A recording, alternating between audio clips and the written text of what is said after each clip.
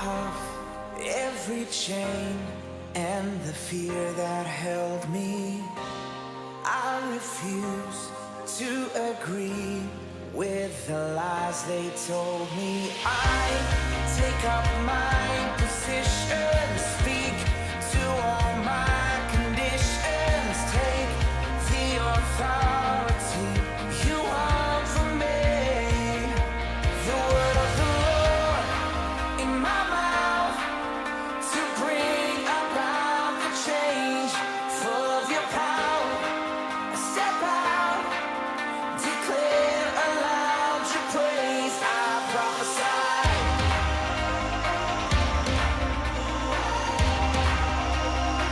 I prophesy.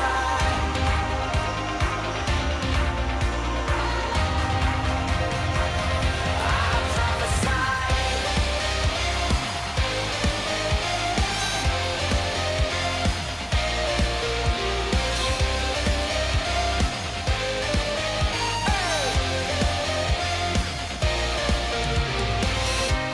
Stepping up to become everything you've called me. I believe in your word and your spirit in me. I take up my position, speak to all my conditions, take the authority you want from me. The word of the Lord in my mouth to bring about the change, full of your power. I step out, declare aloud your praise. I prophesy.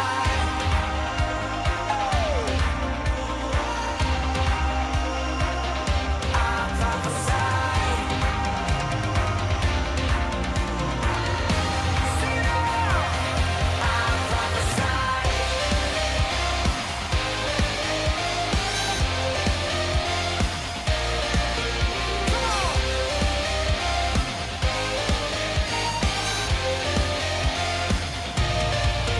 I'll praise you like I never know defeat. I'll praise you every second you've redeemed. I'll praise you. Your power is on me. Yeah, I'll praise you now for every victory. I'll praise you 'cause your spirit lives in me. I'll praise you. Your power is on me. The word of the Lord in my mouth to bring about the change, full of your power. I step out, declare aloud your praise. I prophesy.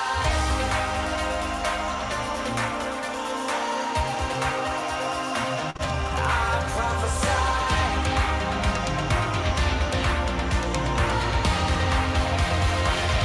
I prophesy.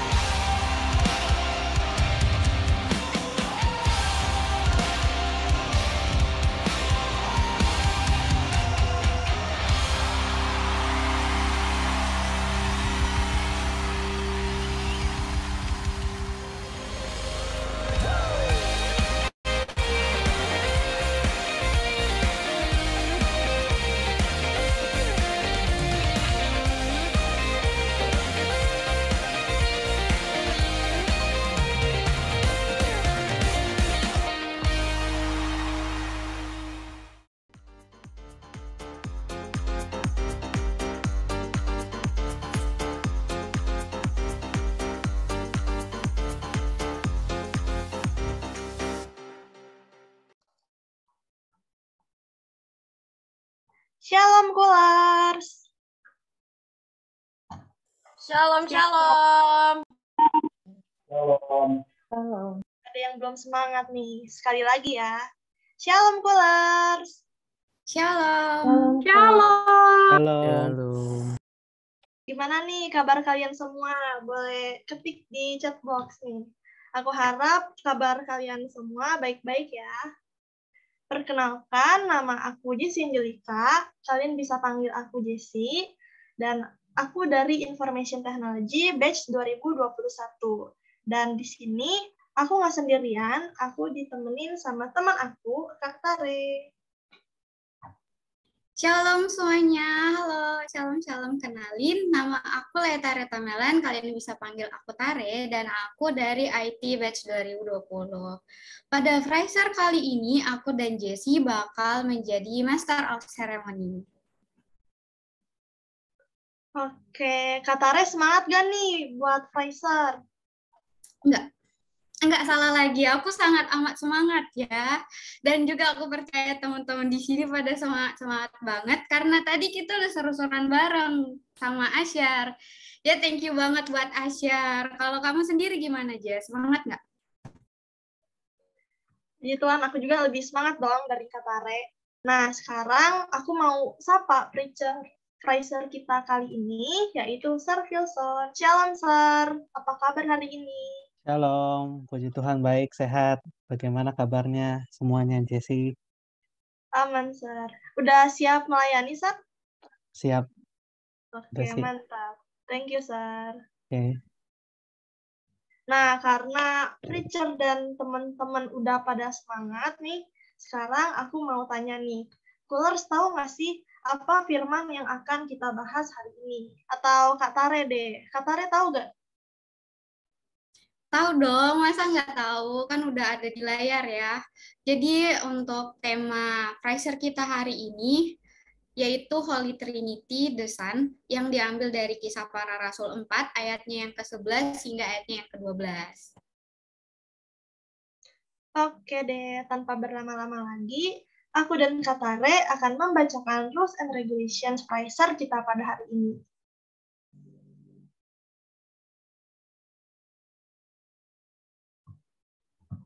Oke, Rules and Regulation Participant. Yang pertama, wajib mengikuti acara dari awal hingga akhir. Yang kedua, wajib open kamera, kecuali bagi teman-teman yang berkendala. Yang ketiga, menggunakan baju yang bebas, pantas, dan rapi.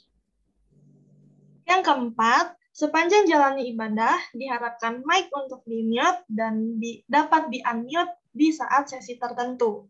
Yang kelima, jika ingin keluar dari room meeting karena ada keperluan mendesak, bisa meminta izin terlebih dahulu melalui room chat yang ada. Dan yang keenam, harus tetap antusias dong. Oke, baik. Teman-teman, sebelum kita benar-benar masuk dalam sesi ini, mari kita satukan hati. Kita bersatu dalam doa, kita berdoa. Tuhan Yesus, terima kasih Tuhan karena Engkau boleh baik bagi kami. Engkau telah mengumpulkan kami semua di sini melalui Zoom meeting ini secara online ya Tuhan, dan kami akan memulai ibadah kami. Kiranya Engkau mau menuntun kami, membantu kami untuk mempersiapkan hati, biarlah kami dapat mengikuti ibadah ini dengan fokus, dengan serius, agar apa yang kami dapat nanti boleh kami lakukan dalam kehidupan kami masing-masing. Dan juga berkati Sir Wilson yang akan menyampaikan sebagian daripada firman-Mu ya Tuhan, biarlah Engkau mau mengurapi dia, memberkati dia, sehingga dia boleh dapat menyampaikan dengan baik ya Tuhan. Dan juga Tuhan, kiranya Engkau mau menjauhkan kami dari segala masalah koneksi, kiranya sehingga kami dapat mengikuti ibadah ini dengan tanpa gangguannya Tuhan. Terima kasih Tuhan, terima kasih Bapak, tuntun kami agar ibadah ini boleh berjalan lancar dari awal pertengahan hingga akhir. Terima kasih Tuhan, terima kasih Bapak, terima kasih Yesus. Kami serahkan semuanya ke dalam tangan-Mu. Hanya di dalam nama Tuhan Yesus kami boleh berdoa, bersyukur kepada Bapa di surga. Dalam nama Tuhan Yesus, amin. Selamat beribadah, Coolers. Selamat beribadah, Coolers.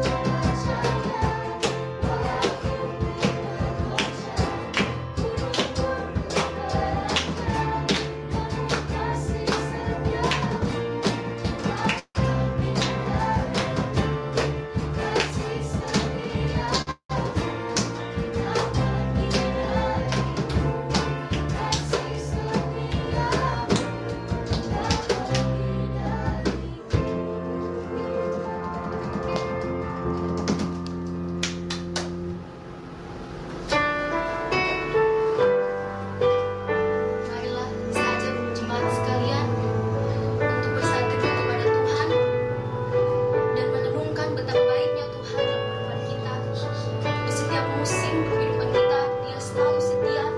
Walaupun kita tidak pernah setia, tapi Dia selalu setia. Thank you Jesus. Dan saya mengajak kepada jemaat sekalian untuk menyanyikan sebuah lagu penyembahan dengan bertajuk Dengan Apakah Ku Balas. Yang setia, Bapa yang mulia, kasih-Mu besar Tuhan.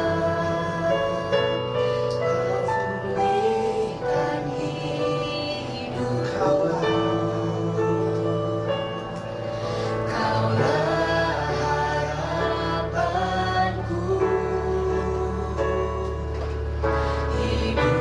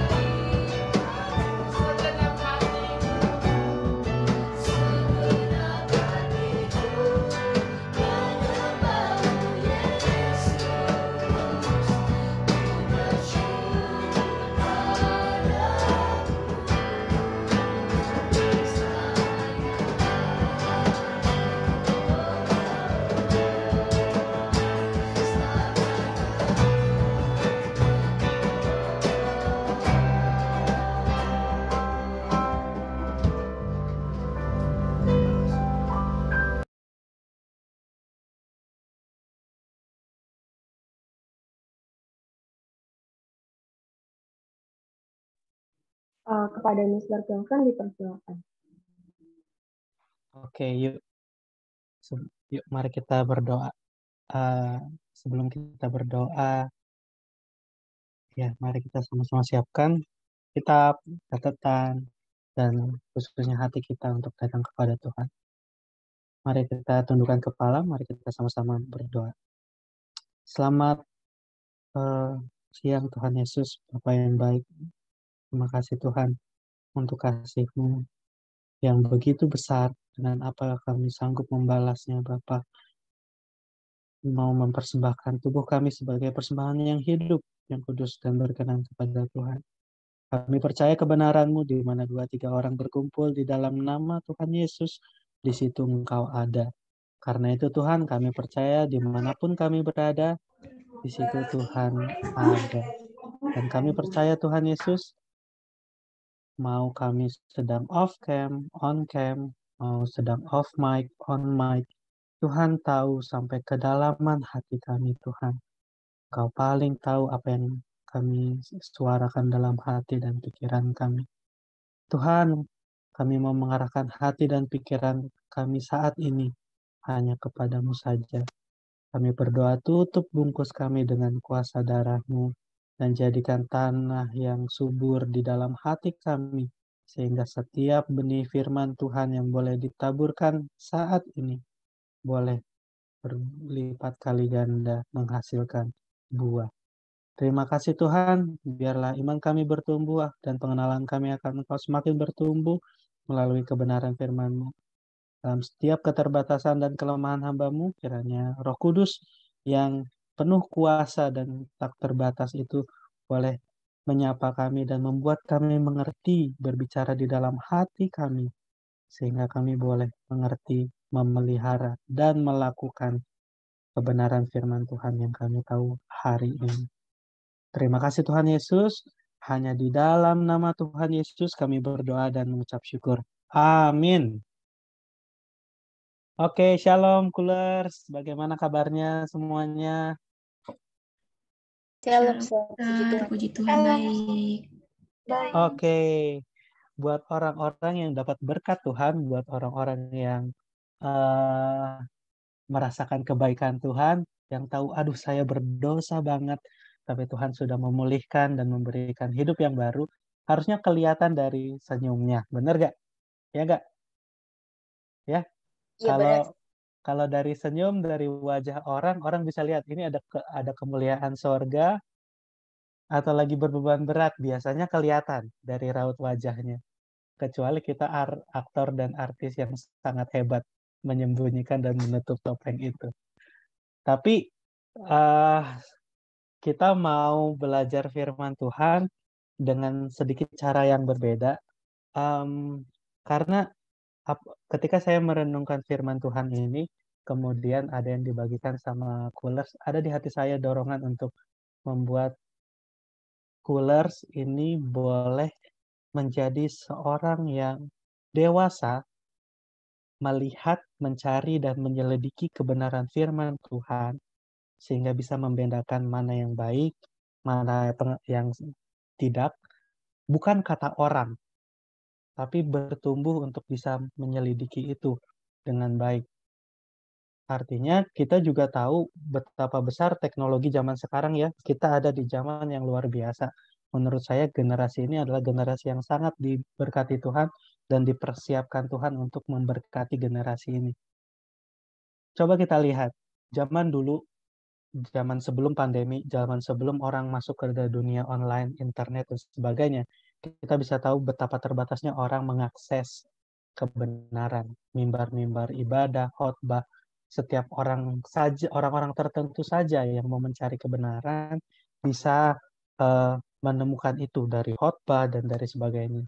Namun sekarang bayangkan, orang yang tidak percaya pun bisa mencari, apa sih yang kata pendeta ini bilang, apa sih khotbah hari ini, dan sebagainya. Gereja itu jadi sebuah pintu yang terbuka, nggak ada pintu lagi yang tertutup. Dan ini suatu hal yang luar biasa. Amin.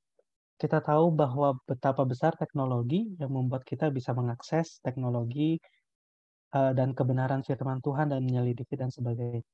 Namun, di sisi lain kita juga tahu ada banyak seperti firman Tuhan dalam yang mengingatkan kita, ada banyak pengajar-pengajar palsu, hal-hal yang sesat dan tidak sesuai dengan Alkitab, yang sehingga membuat kita harus hati-hati di sini.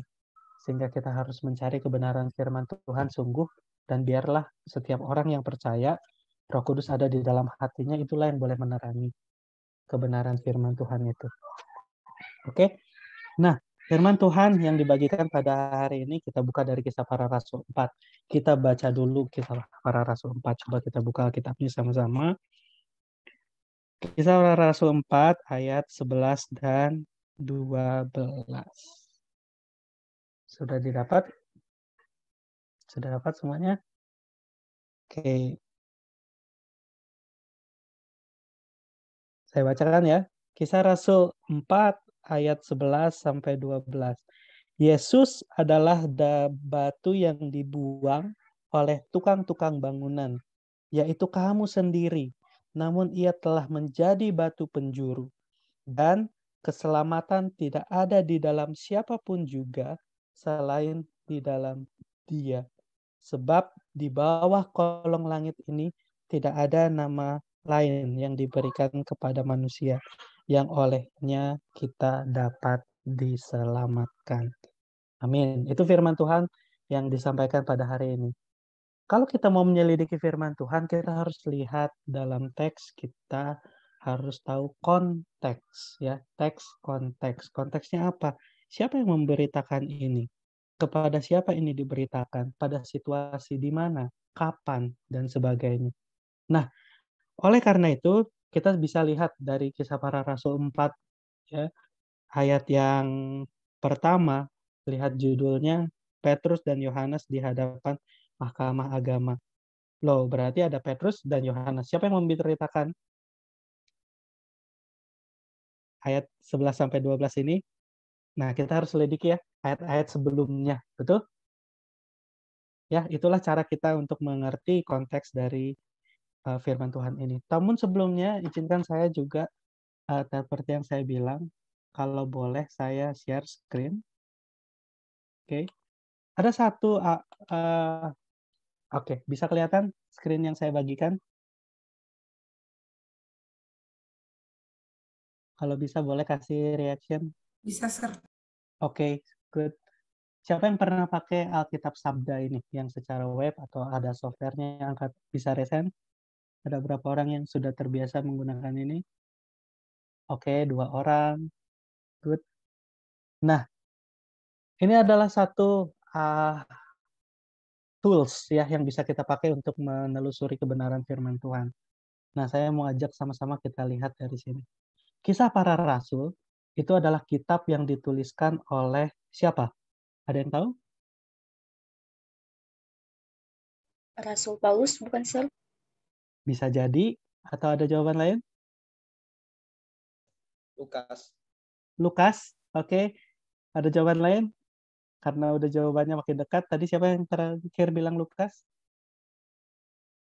Hokan, Sir. Oh, Hokan, ya oke. Nah, Kisah Para Rasul, kalau kita lihat dari sini, anggaplah kita orang yang belum belajar firman Tuhan di sekolah teologi. Tapi dengan akses yang sama, kita bisa melihat berbagai literatur, berbagai referensi, dan terjemahan, berbagai tafsiran dari kitab ini sebenarnya sekarang.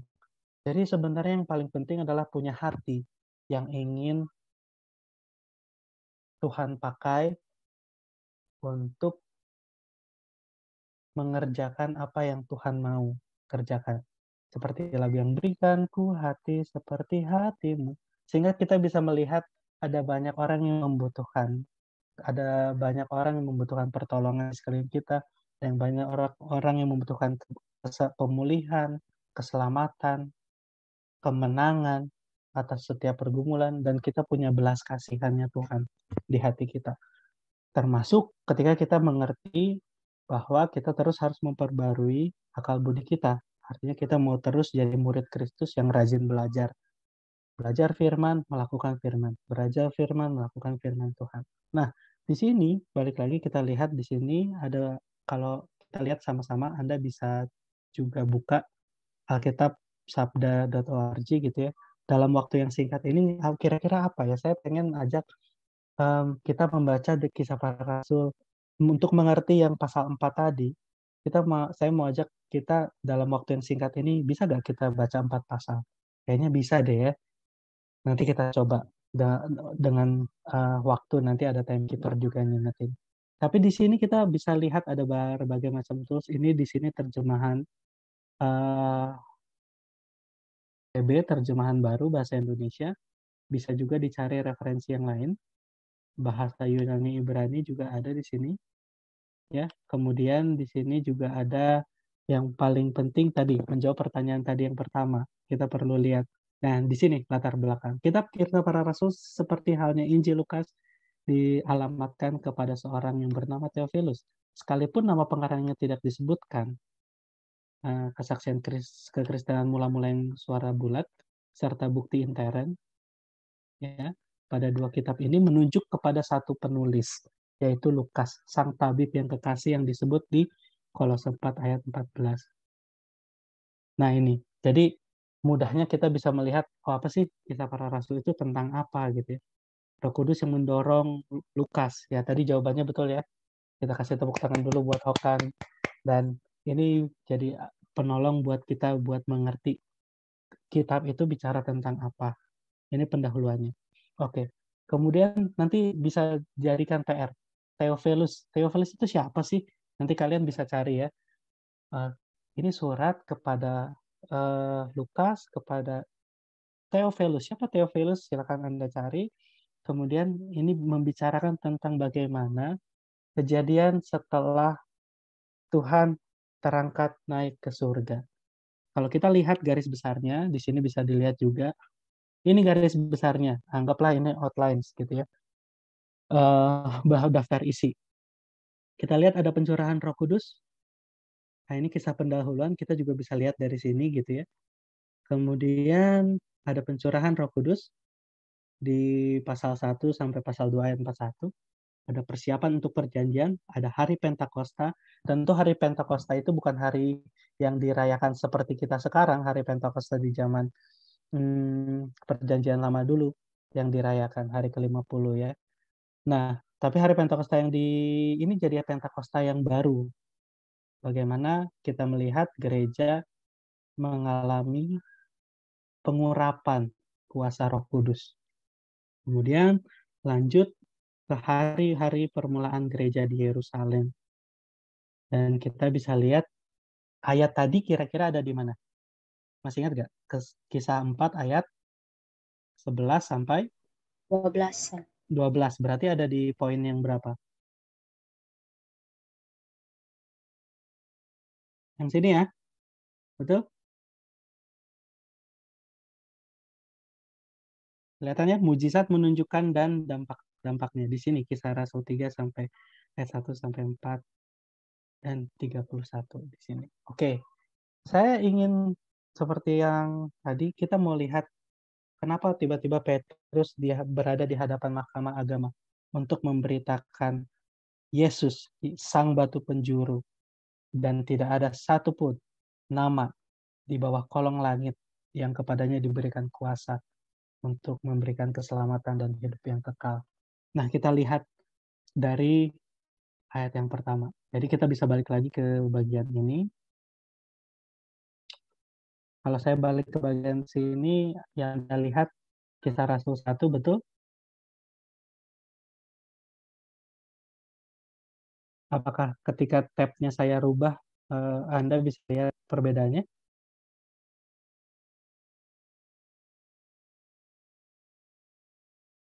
Halo? Gimana, Sar? Sekarang yang Anda lihat Kisah Rasul 1, betul Roh Kudus dijanjikan? Betul. Betul ya? Betul, Ya, Sar. ya, Sar, betul, Kalau Sar. kalau saya pindah tab, kelihatan tab sebelahnya. Kelihatan, Garis besar. Sar. Oh ya, oke. Saya cuma memastikan aja. Jangan-jangan nanti saya share tab yang lain nggak kelihatan. Oke, kita sama-sama lihat di sini. Untuk menolong kita baca bergantian ya. Siapapun yang punya keinginan untuk membacanya bisa berbaca bergantian 5 ayat. Oke, mulai dari saya dulu ya. Nanti saya akan coba geser-geser ayat ini biar kita baca sama-sama. Kisah Rasul 1, Roh Kudus dijanjikan. Oke, siap? 1, 2, 3, go. Hai Theophilus, dalam bukuku yang pertama, aku menulis tentang segala sesuatu yang dikerjakan dan diajarkan Yesus sampai pada hari Ia terangkat. Sebelum itu Ia telah memberi perintahnya oleh Roh Kudus kepada rasul-rasul yang dipilihnya. Kepada mereka Ia menunjukkan dirinya setelah penderitaannya selesai. Dan dengan banyak tanda Ia membuktikan bahwa Ia hidup. Sebab selama 40 hari Ia berulang-ulang menampakkan diri dan berbicara kepada mereka tentang kerajaan Allah. Pada suatu hari ketika Ia makan bersama-sama dengan mereka, Ia melarang mereka meninggalkan Yerusalem dan menyuruh mereka tinggal di situ menantikan janji Bapa. Yang demikian katanya, telah kamu dengar daripadaku, sebab Yohanes membaptis dengan air, tetapi tidak lama lagi kamu akan dibaptis dengan Roh Kudus. Silakan 5 ayat selanjutnya. Maka bertanyalah mereka yang berkumpul di situ, Tuhan, maukah engkau pada masa ini memulihkan kerajaan bagi Israel? Jawabnya, engkau tidak perlu mengetahui masa dan waktu yang ditetapkan Bapa sendiri menurut kuasanya. Tetapi kamu akan menerima kuasa kalau Roh Kudus turun ke atas kamu, dan kamu akan menjadi saksiku di Yerusalem dan di seluruh Yudea dan Samaria dan sampai ke ujung bumi. Sesudah Ia mengatakan demikian, terangkatlah Ia disaksikan oleh mereka, dan awan menutupnya dari pandangan mereka. Ketika mereka sedang menatap ke langit waktu Ia naik itu, tiba-tiba berdirilah 2 orang yang berpakaian putih dekat mereka. Terima kasih. Yang selanjutnya. Dan berkata kepada mereka, hai orang-orang Galilea, mengapakah kamu berdiri melihat ke langit? Yesus ini yang terangkat ke surga meninggalkan kamu akan datang kembali dengan cara yang sama seperti kamu melihat Dia naik ke surga. Maka kembalilah rasul-rasul itu ke Yerusalem dari bukit yang disebut Bukit Zaitun, yang hanya seperjalanan sahabat jauhnya dari Yerusalem. Setelah mereka tiba di kota, naiklah mereka ke ruang atas. Nampak mereka menumpang mereka itu ialah Petrus dan Yohanes, Yakobus dan Andreas, Filipus dan Thomas, Bartolomeus dan Matius, Yakobus bin Alfeus dan Simon orang Zelot dan Yudas bin Yakobus. Mereka semua bertekun dengan sehati dalam doa bersama-sama dengan beberapa perempuan serta Maria ibu Yesus dan dengan saudara-saudara Yesus. Pada hari-hari itu berdirilah Petrus di tengah-tengah saudara-saudara yang sedang berkumpul itu, kira-kira 120 orang banyaknya, lalu berkata, Hai saudara-saudara. Hai saudara-saudara, haruslah genap nas kitab suci yang disampaikan Roh Kudus dengan perantaran Daud tentang Yudas, pemimpin orang-orang yang menangkap Yesus itu. Dahulu ia termasuk bilangan kami dan mengambil bagian di dalam pelayanan ini. Yudas ini telah membeli sebidang tanah dengan upah kejahatannya, lalu ia jatuh terlungkup dan perutnya terbelah sehingga semua isi perutnya tertumpah keluar. Hal itu diketahui oleh semua penduduk Yerusalem, sehingga tanah itu mereka sebut dalam bahasa mereka sendiri Hakaldama, yang artinya tanah darah. Sebab ada tertulis dalam kitab Mazmur, biarlah perkemahannya menjadi sunyi, dan biarlah tidak ada penghuni di dalamnya, dan biarlah jabatannya diambil lainnya.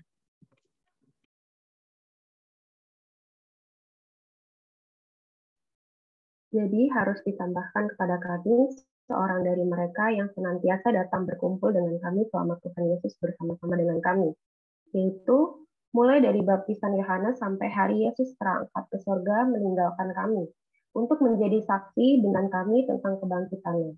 Lalu mereka mengusulkan 2 orang, Yusuf yang disebut Barsabas, dan yang juga bernama Justus dan Matias. Mereka semua berdoa dan berkata, "Ya Tuhan, Engkaulah yang mengenal hati semua orang. Tunjukkanlah kiranya siapa yang Engkau pilih dari kedua orang ini untuk menerima jabatan pelayanan, yaitu kerasulan yang ditinggalkan Yudas yang telah jatuh ke tempat yang wajar baginya."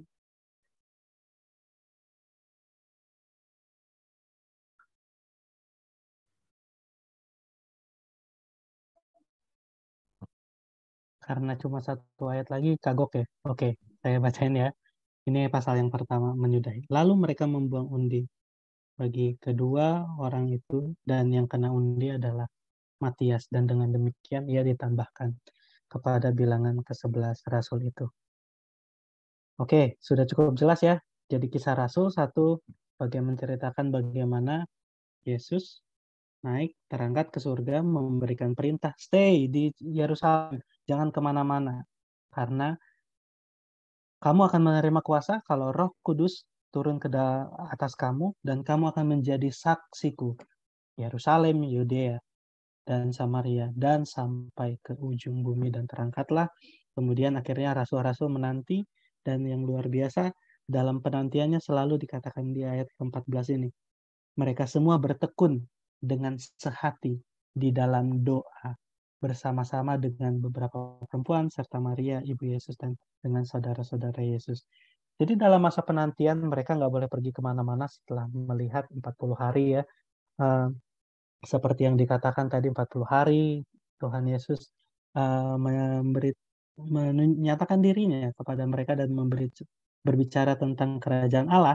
Di ayat yang ketiga tadi kita lihat, lalu mereka harus berdiam, dan ketika mereka berdiam diri mencari wajah Tuhan, mereka berdoa bersehati, berkumpul bersama-sama, berdoa tekun. Nah, inilah yang kita lihat kegerakan yang sudah mulai akan terjadi nanti di ayat di pasal yang kedua. Kita lanjut ke pasal yang 2. Silakan yang mau baca. Oke, sudah kelihatan?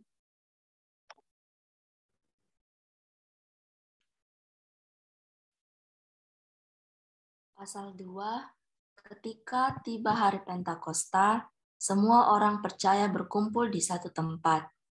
Tiba-tiba turunlah dari langit suatu bunyi seperti tiupan angin keras yang memenuhi seluruh rumah di mana mereka duduk.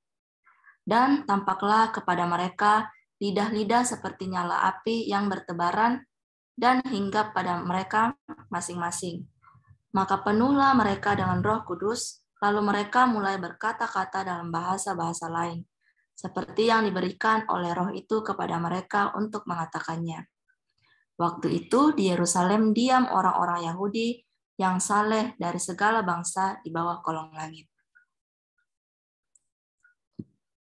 Ketika turun bunyi itu, berkerumunlah orang banyak. Mereka bingung karena mereka masing-masing mendengar rasul-rasul itu berkata-kata dalam bahasa mereka sendiri. Mereka semua tercengang-cengang dan heran, lalu berkata, "Bukankah mereka semua yang berkata-kata itu orang Galilea? Bagaimana mungkin kita masing-masing mendengar mereka berkata-kata dalam bahasa kita sendiri, yaitu bahasa yang kita pakai di negeri asal kita?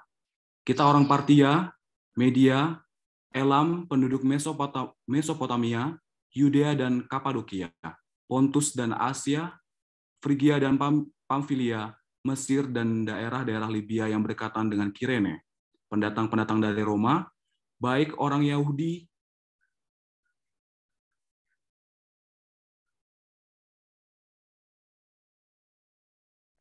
Boleh dilanjut? baik orang Yahudi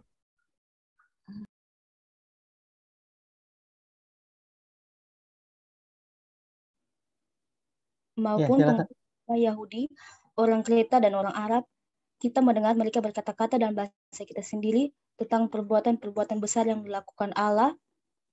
Mereka semuanya tercengang-cengang dan sangat termangu-mangu sambil berkata seorang kepada yang lain, "Apakah artinya ini?" Tetapi orang lain menyindir, mereka sedang mabuk oleh anggur manis.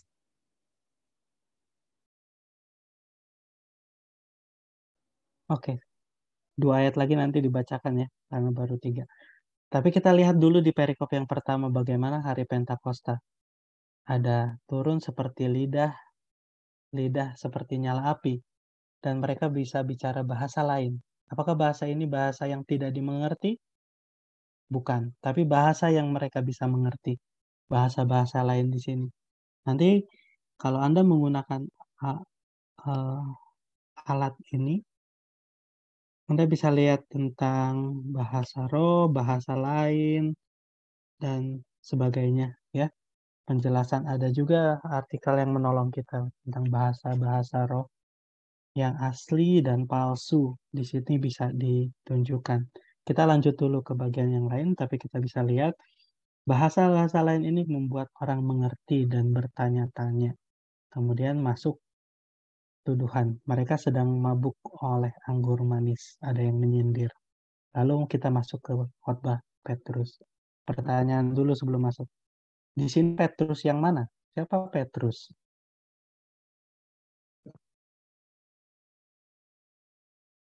Ada murid Yesus yang namanya Petrus?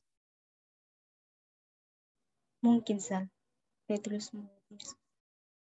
Masih ingat gak di kitab Injil? Siapa yang 3 kali ayam berkokok, kemudian dia menyangkal Yesus di dalam pengadilan malam-malam?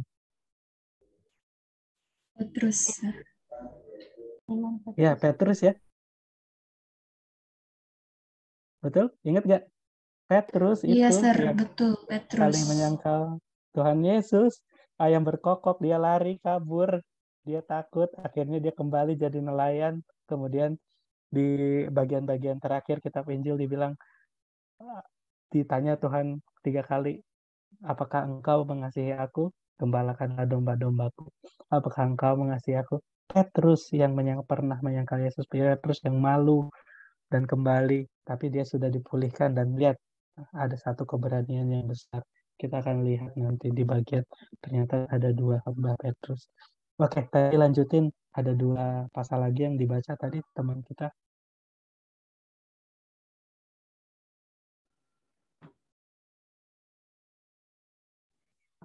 Maka Siapa yang baca?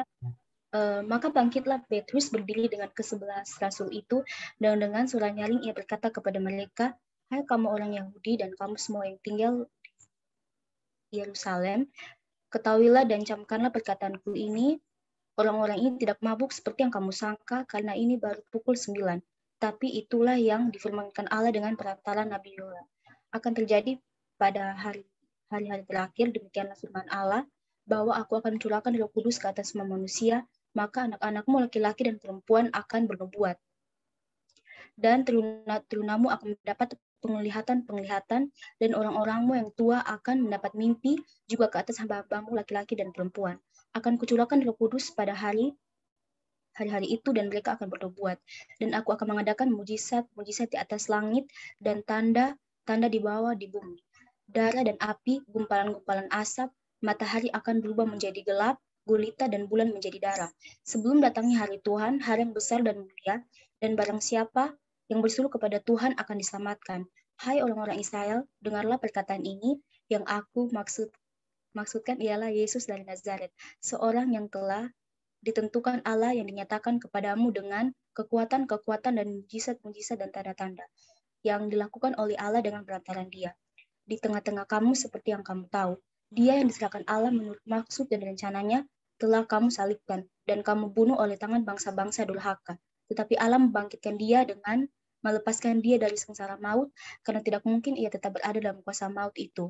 Sebab Daud berkata tentang Dia, aku senantiasa memandang kepada Tuhan, karena Ia berdiri di sebelah kananku, aku tidak goyah. Sebab itu hatiku bersukacita dan jiwaku bersorak-sorak, bahkan tubuhku akan diam dengan tentram.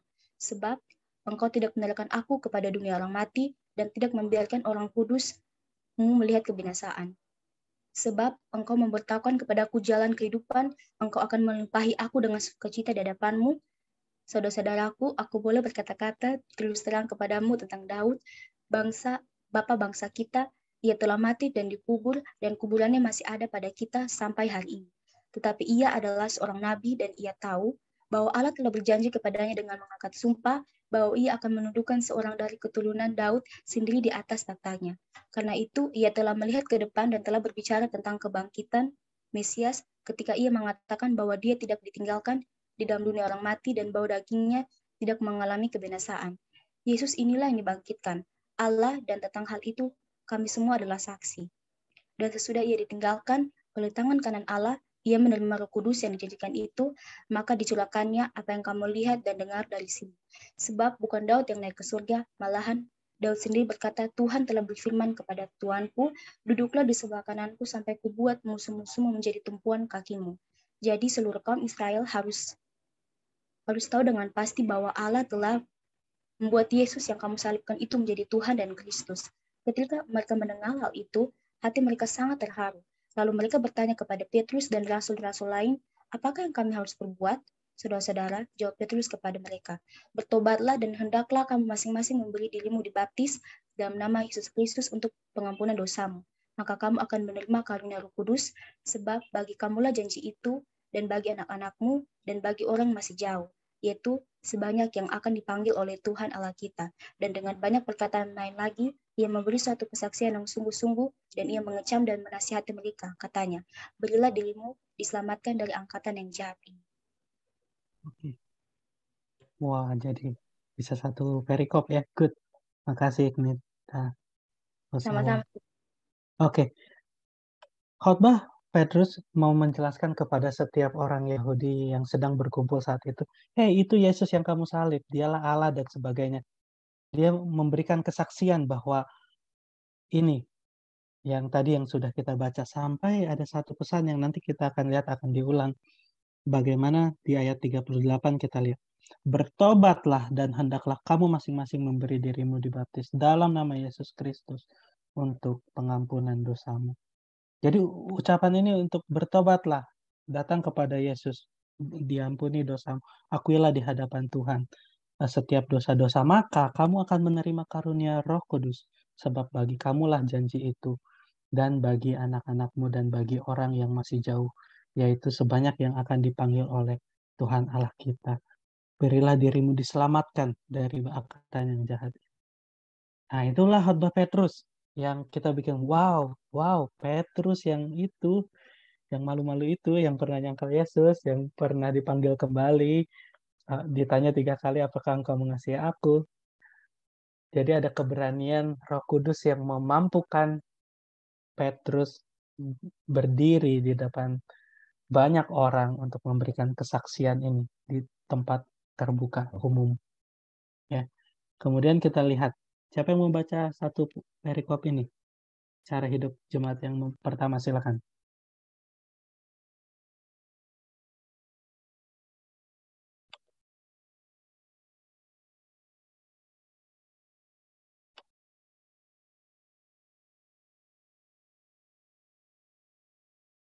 Oke, saya bacakan ya. Orang-orang yang menerima perkataan itu memberi diri dibaptis, dan pada hari itu jumlah mereka bertambah 3.000 jiwa. Dari 120 yang ngumpul tadi, ada 3.000 jiwa.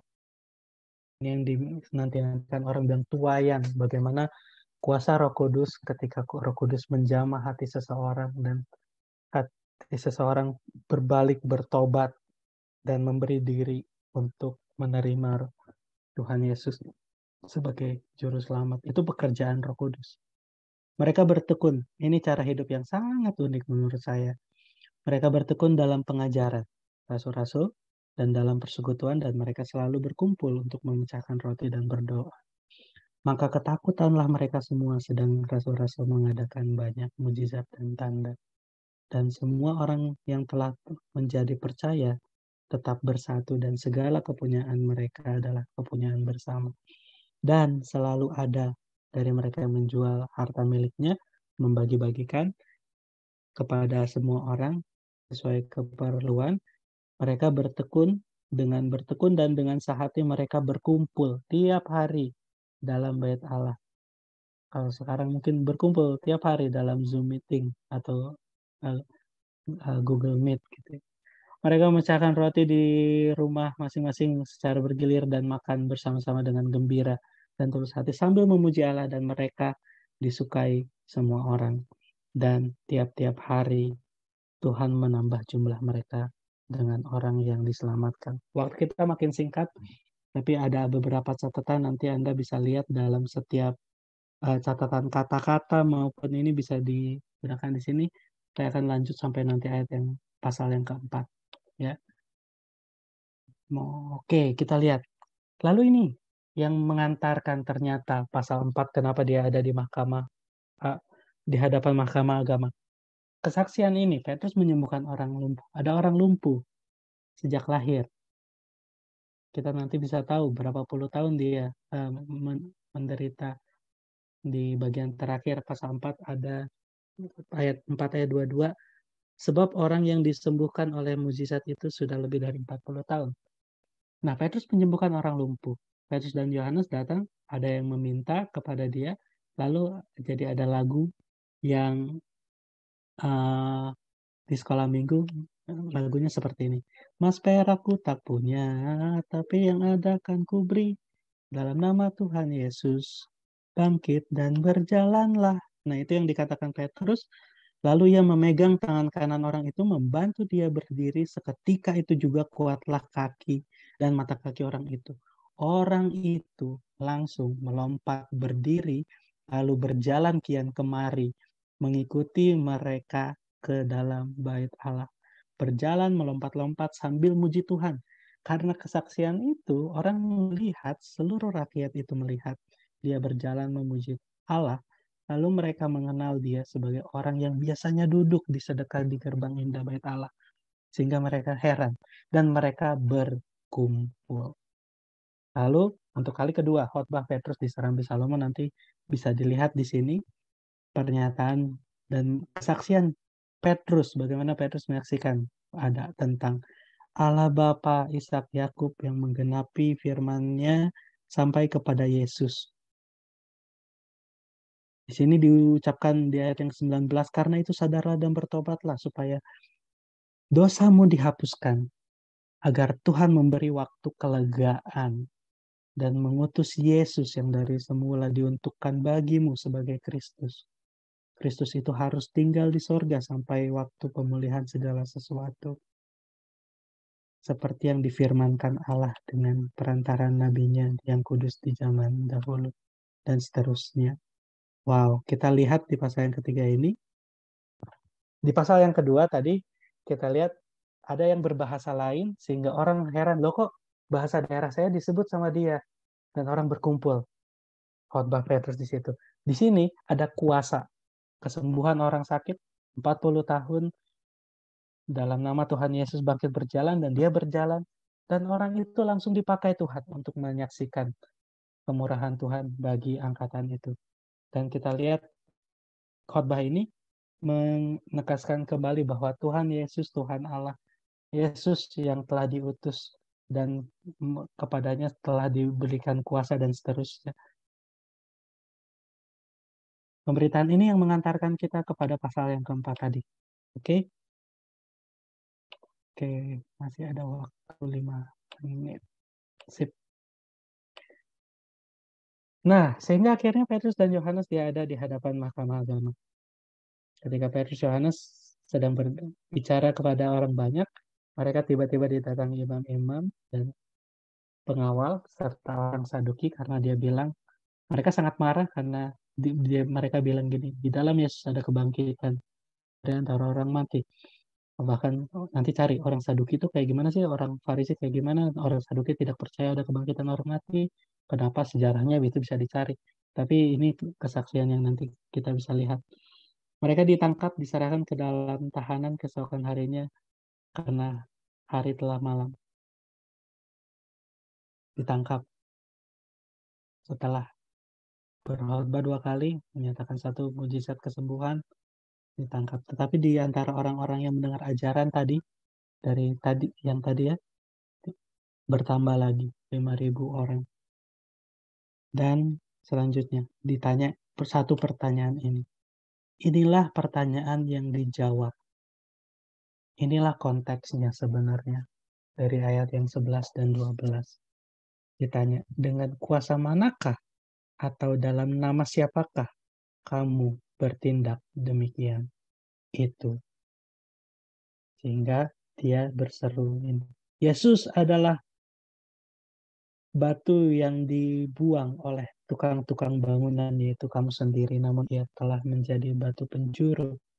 Dan ini satu pernyataan yang harus kita pegang teguh. Dan keselamatan tidak ada di dalam siapapun juga, selain di dalam Dia, Yesus Kristus. Sebab di bawah kolong langit ini tidak ada nama lain yang diberikan kepada manusia yang olehnya kita dapat diselamatkan. Yang luar biasa ketika mereka ditanya, dengan kuasa apakah kamu? Dan mereka harus bertanggung jawab berbicara. Roh Kudus menolong mereka menyatakan kesaksian ini.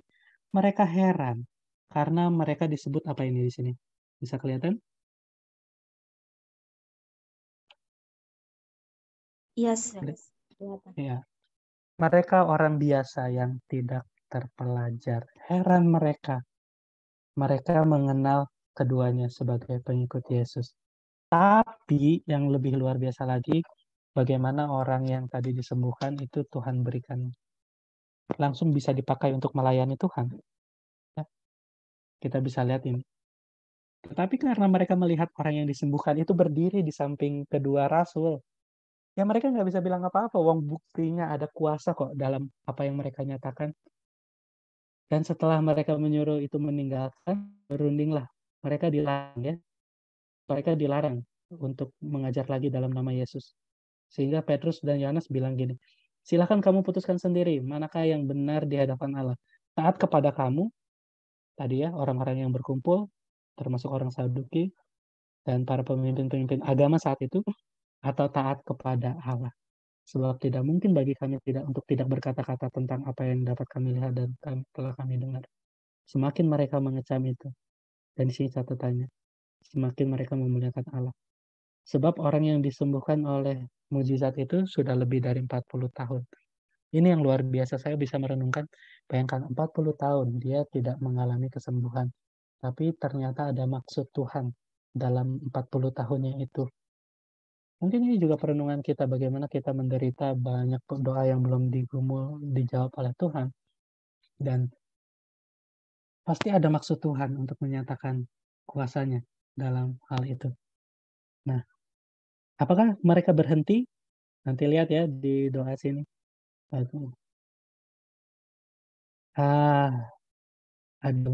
Saya tutup ya di ayat 4 ini ada satu kuasa yang nih mereka makin berseru kepada Tuhan. Yohanes Petrus kasih tahu, gini loh, saya dipanggil sama imam kepala, saya di penjara 1 hari, terus ditanya, terus disuruh berhenti, tapi mereka malah makin giat berseru kepada Tuhan dan memohon gini. Dan sekarang ya Tuhan, lihatlah bagaimana mereka mengancam kami, dan berikanlah kepada hamba-Mu keberanian untuk memberitakan firman-Mu. Ulurkanlah tangan-Mu untuk menyembuhkan orang, dan adakanlah tanda-tanda dan mujizat oleh nama Yesus, hamba-Mu yang kudus. Dan ketika mereka sedang berdoa, goyanglah tempat mereka berkumpul itu. Dan mereka semua penuh dengan Roh Kudus. Kepenuhan Roh Kudus membuat kita rindu melakukan apa yang Tuhan ingin kita lakukan. Kita lihat di sini, mereka rindu untuk memberitakan firman Tuhan dengan berani. Dan cara hidup yang terakhir ini bersama jemaat ini diulang. Nah, saya rindu kita bukan cuma sekedar tahu firman, kita melakukan firman Tuhan. Hari-hari ini, sebagai penutup ya, hari-hari ini ada banyak banget orang yang berdoa kepada Tuhan, memohon pemulihan, mencari jawaban akan kebenaran. Banyak jiwa-jiwa yang binasa, banyak orang yang menuju jalan yang menyesatkan. Adakah hati bagi orang-orang seperti itu untuk kita doakan dan untuk kita layani? Saya berdoa di sini ada 42 orang. Ketika kita merenungkan firman Tuhan ini, mungkin kita bertanya, masihkah Tuhan kisah para rasul ini bisa terjadi kuasa Roh Kudus pada hari-hari ini? Saya yakin dengan iman dan saya melihat gerakan-kegerakannya bahwa kuasa Tuhan masih terus bekerja, menjangkau orang banyak, menyembuhkan orang sakit, memulihkan orang yang menderita, memberikan pengampunan untuk orang yang berdosa, memiliki belas kasihan bagi setiap orang yang membutuhkan. Dan ada banyak sekali orang-orang, murid-murid Kristus yang Tuhan telah panggil, Tuhan telah latih, Tuhan telah utus untuk memberitakan firman Tuhan saat-saat ini. Pertanyaan saya, maukah kita ada satu dalam kegerakan itu? Yang kedua, maukah kita punya waktu mungkin 2-3 orang, nggak masalah, Tuhan nggak peduli jumlah. Asal ada hati yang tulus sama-sama berseru, ayo kita berdoa, berpuasa mulai hari ini sampai hari Pentakosta nanti.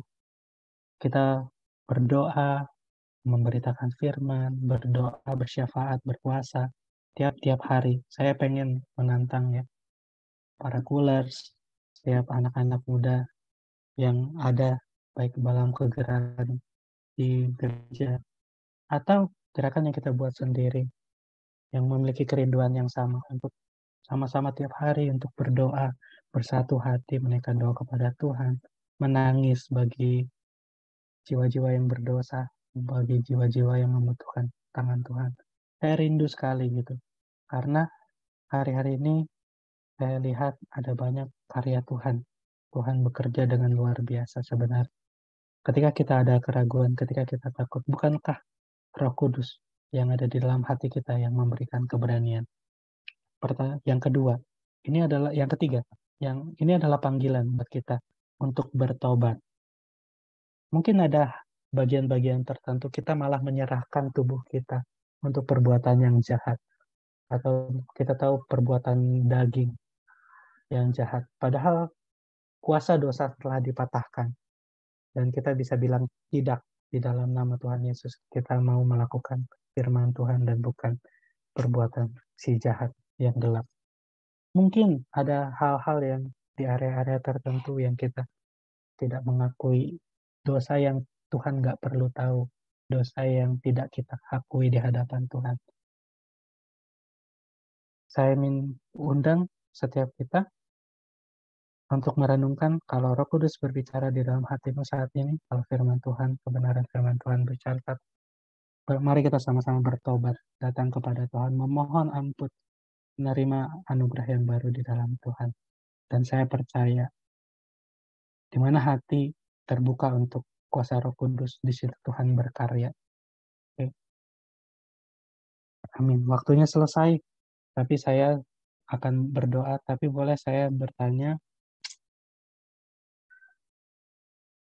siapakah yang rindu untuk Tuhan pakai? Melayani jiwa-jiwa. Silakan raise hand. Saya akan khusus berdoa buat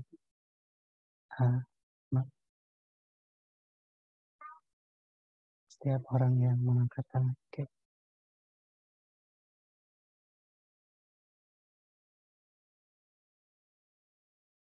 Oke, kita tutup dalam doa. Mari kita sama-sama tundukkan kepala.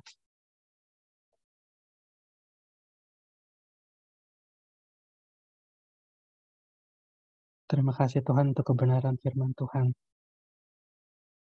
Tuhan, hamba berdoa saat ini untuk setiap tangan yang terangkat dan hati yang terbuka untuk kebenaran firman. Ampunilah setiap dosa kesalahan kami Tuhan. Bagi setiap kami yang hidup jauh dari Engkau, melakukan perbuatan-perbuatan jahat yang sering kali Tuhan sudah ingatkan dalam hati kami. Ampuni kami Tuhan Yesus. Hamba berdoa Tuhan, memohon kepadamu. Berikan kuasa-Mu Tuhan, boleh mengalir. Kau boleh menyatakan kasih-Mu. Kau mengampuni, Kau memberikan hidup yang baru. Kau memberikan pemulihan. Terima kasih Tuhan Yesus. Untuk setiap bagian tubuh yang sakit kami percaya dalam nama Yesus. Tuhan sembuhkan untuk setiap orang yang lemah saat ini. Kuat di dalam nama Tuhan Yesus. Karena kami percaya Tuhan, nama itu memiliki kuasa yang luar biasa. Memberikan keselamatan, hidup yang kekal, dan pemulihan. Tuhan, Engkau melihat setiap hati, Engkau melihat setiap tangan yang terangkat. Mau berdoa Tuhan, bagi setiap mereka yang mau membuka hati untuk dipimpin oleh Roh Kudus saat ini. Diberkatilah hidupmu, kiranya engkau juga boleh menyadari engkaulah bait Roh Kudus. Di dalammu ada Roh Kudus yang menerangi hati dan pikiranmu, sehingga apa yang keluar dari mulutmu, apa yang kamu pikirkan dan perbuat, itu semua dipakai untuk kemuliaan nama Tuhan Yesus saja. Dan pakailah, kembangkan talentamu, pakailah untuk memberkati jiwa-jiwa yang membutuhkan.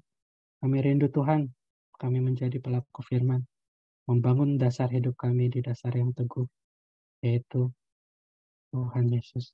Roh Kudus, hamba selesai berbicara, kami hamba berdoa Tuhan, biarlah Roh Kudus terus bekerja di dalam hati setiap kami, menerangi jalan kami, dan kami memiliki hati dan telinga yang peka. Berikan hatimu kepada hati kami, agar kami boleh bergerak, melakukan sesuatu untuk menyenangkan hati Tuhan, dan memuliakan nama Tuhan. Terima kasih Tuhan, pakai generasi ini untuk memberkati.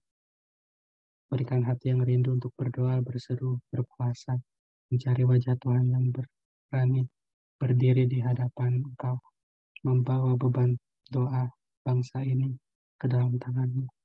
Terima kasih Tuhan Yesus, terima kasih Tuhan untuk pemberitaan firman Tuhan hari ini. Hanya di dalam nama Tuhan Yesus kami berdoa. Amin.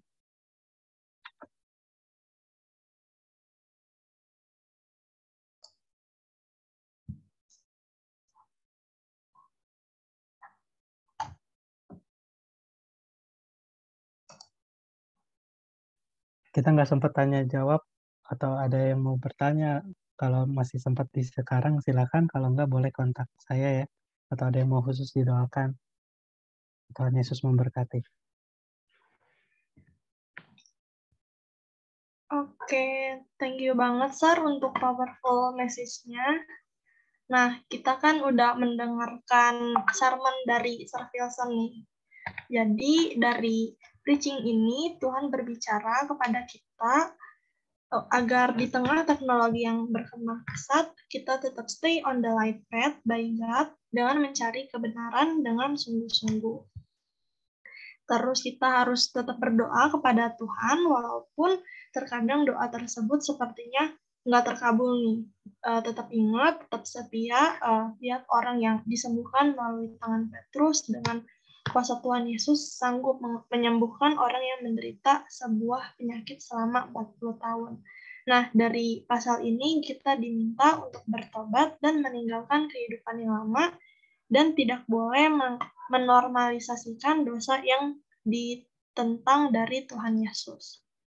Dan yang terakhir, seperti yang ada di Kisah Para Rasul 4, jadi ada maksud Tuhan dalam 40 tahun itu, teman-teman.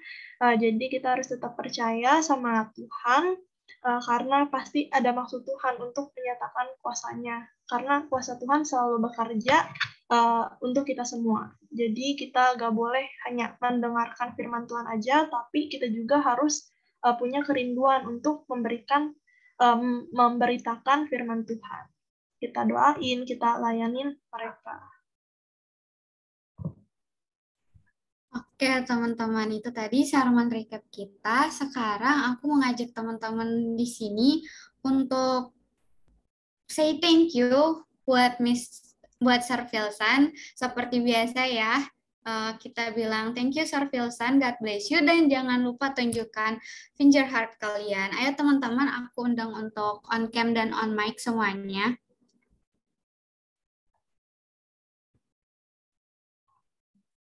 Oke, teman-teman. Yuk on cam yuk. Oke, kalau gitu aku hitung ya sampai 3. 1, 2, 3. Thank you, Sir Wilson. God bless you.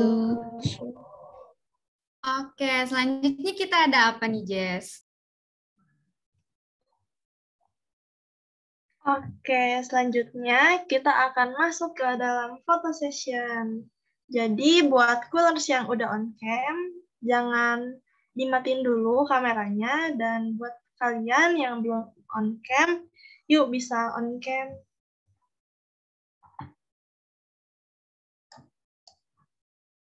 Ayo guys, on cam.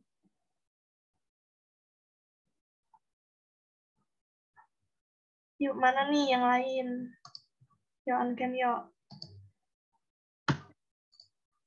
Ditunggu nih sampai semua on cam. Oke, Kak Hokan. Ayo nih, yang lain mana nih? Yang cantik-cantik, yang ganteng-ganteng. Yo, Angelina, Kak Karisa, Kak Raymond, Kak Excel, Kak Valencia, Kak Randy.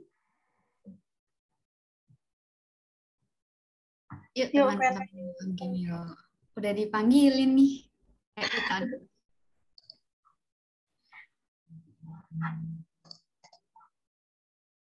Yuk, ada lagi kah? On cam yuk.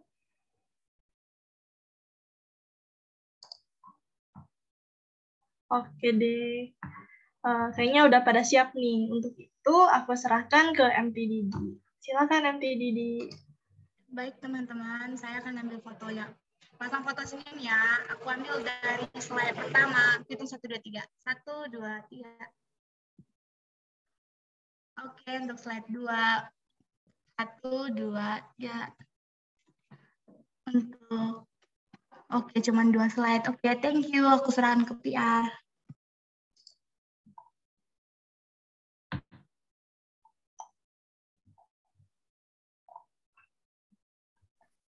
Oke, thank you MTDD. Ya, selanjutnya teman-teman, kita akan mengikrarkan pengakuan iman rasuli dan aku akan memimpin. Teman-teman bisa ikut dengan kondisi mic tetap di mute. Mari kita sama-sama mengikrarkan pengakuan iman rasuli.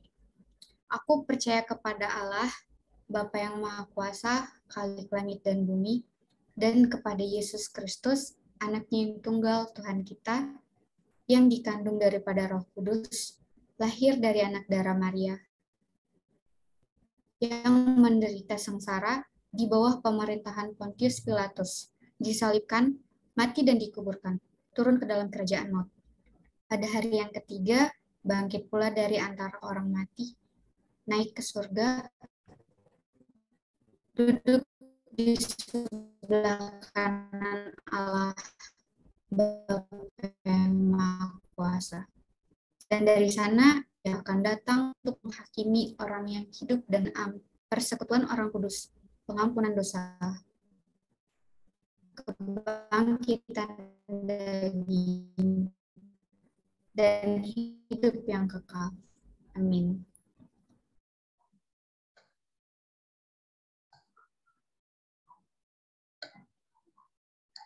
Oke, berikutnya kita ada Cool News Update. Nah, buat Cool News Update yang pertama adalah persembahan. Jadi, bagi Coolers yang ingin memberikan persembahan, kalian bisa memberikan persembahan lewat 3 platform yang telah kami sediakan, yaitu OVO, GoPay, dan Dana. Untuk OVO, Coolers bisa kirim melalui nomor 0812 81 98 91 82 atas nama Kooperasionif. Yang kedua adalah via GoPay melalui nomor 0812 47 95 3215 atas nama Kooperasionif, dan yang terakhir melalui Dana melalui nomor yang sama, yaitu 0812 4795 3215 atas nama Melanie Pennywood sebagai bendahara Cool. And reminder for Coolers, jangan lupa untuk menggunakan kode unik 1 di belakang nominal persembahan yang akan Coolers berikan.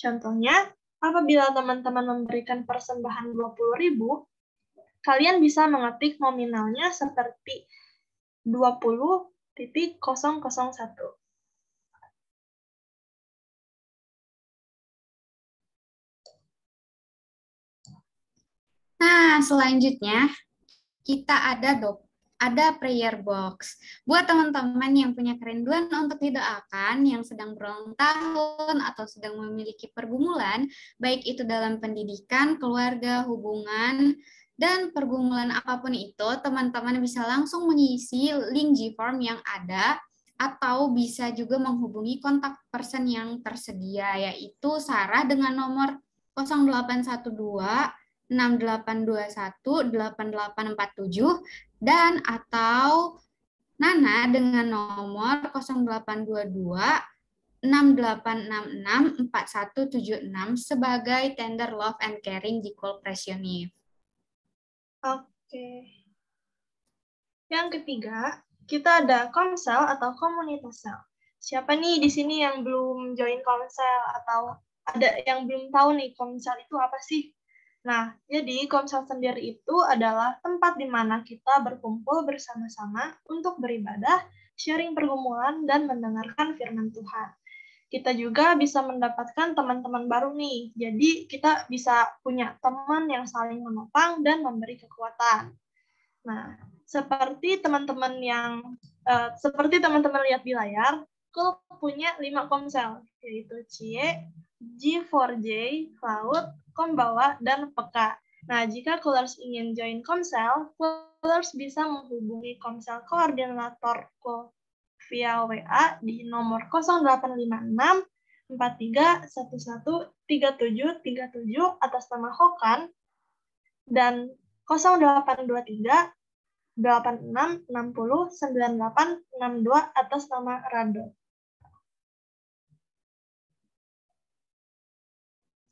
Nah, selanjutnya Kul juga mengadakan doper atau doa persekutuan setiap hari Rabu pukul 4 sore waktu Indonesia bagian Barat.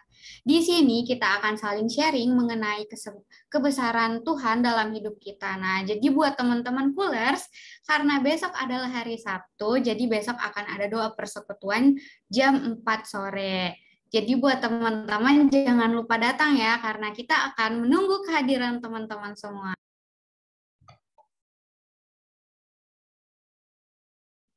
Oke, selanjutnya kita punya Cool Store loh. Di Cool Store ini kita ada merchandise yang keren, kayak hoodie, tumbler, aksesoris, dan merchandise yang lainnya. Untuk pemesanan, kalian bisa langsung ke IG Cool Store di @coolstorepressunif atau bisa chat line di @209tpdwq.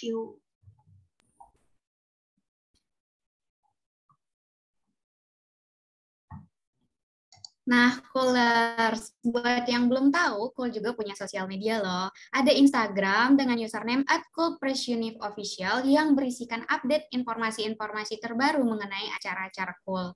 Di Instagram juga ada 1 minute reminder yang diupload setiap hari Senin pukul 10 pagi. Jadi teman-teman di sini boleh dipantengin dan jangan lupa untuk komen dan share agar teman-teman semua bisa mendapatkan berkat dan juga menjadi berkat bagi orang lain. Dan juga official account line di @744hwgyo. Coolers juga boleh tetap pantengin OA lain kita karena semua informasi akan diupdate di sana juga. Untuk itu teman-teman bisa add account official Cool dengan menambahkan hashtag di depannya. Dan juga Cool punya Facebook dengan username Coolpressunif.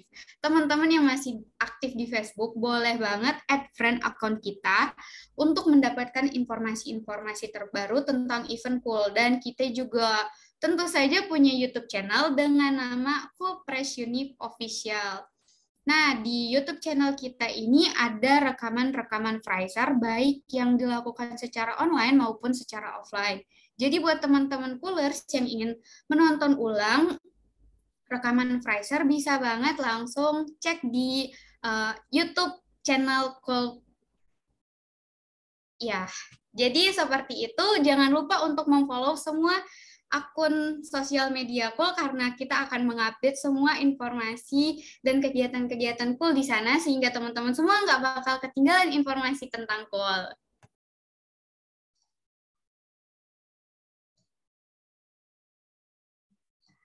Oke, jadi itu tadi Cool News Update kita hari ini. Dan sebelum kita benar-benar mengakhiri ibadah Fraiser hari ini, aku meminta Cooler semua untuk mengisi link absensi yang tertera di layar maupun yang diberikan oleh Asher di chat box.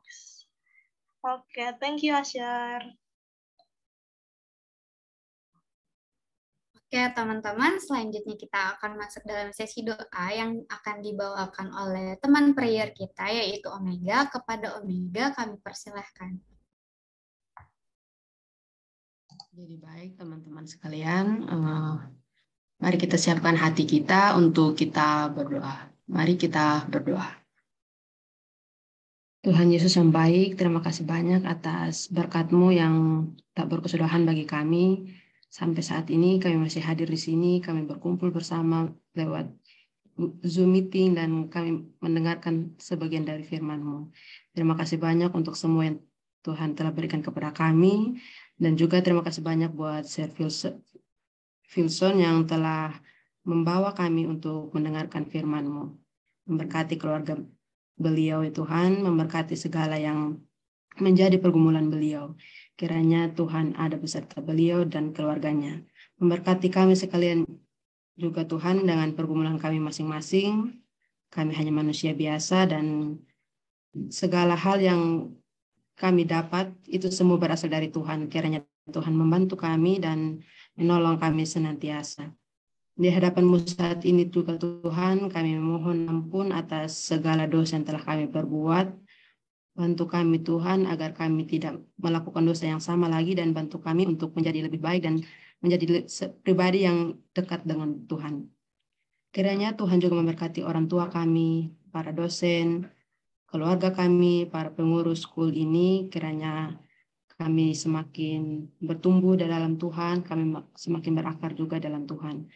Kiranya Tuhan memberkati pergumulan kami, Tuhan memberkati segala hal yang sedang kami jalani saat ini.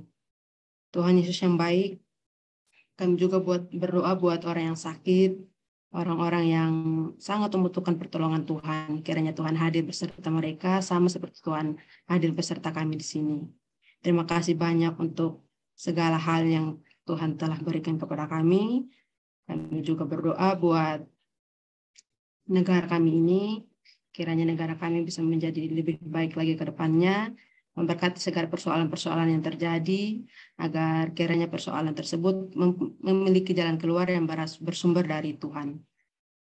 Tuhan Yesus yang baik, terima kasih banyak untuk hari ini, kiranya Tuhan memberkati kami dan kami membawa segala pergumulan kami di dalam doa Bapa kami.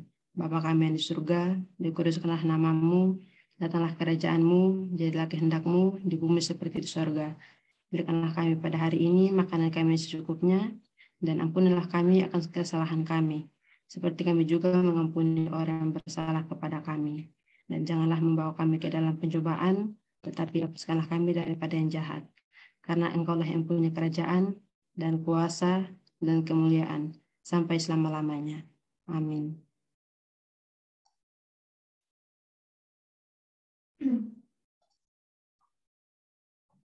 Oke, thank you prayer. Nah, Coolers, jangan pergi dulu ya, karena aku mau ngajak teman-teman semua untuk menyanyikan lagu Welcoming Song. Kepada MTDD, dipersilakan.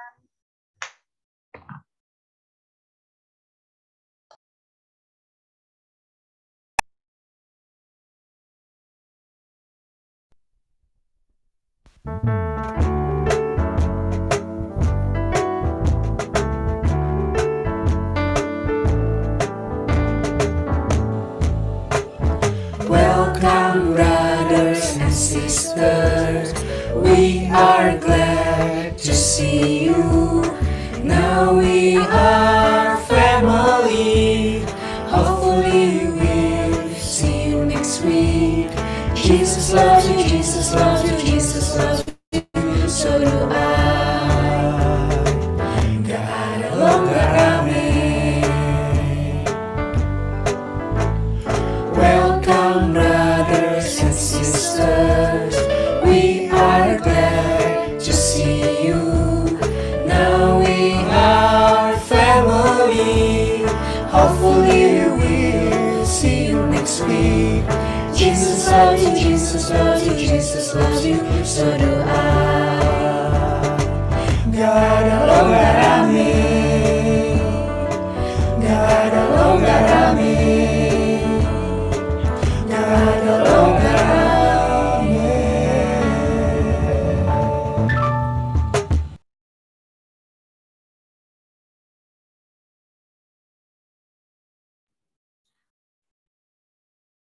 Ya, baik Pulers. Gak terasa kita udah ada di penghujung acara. Ya, sedih banget.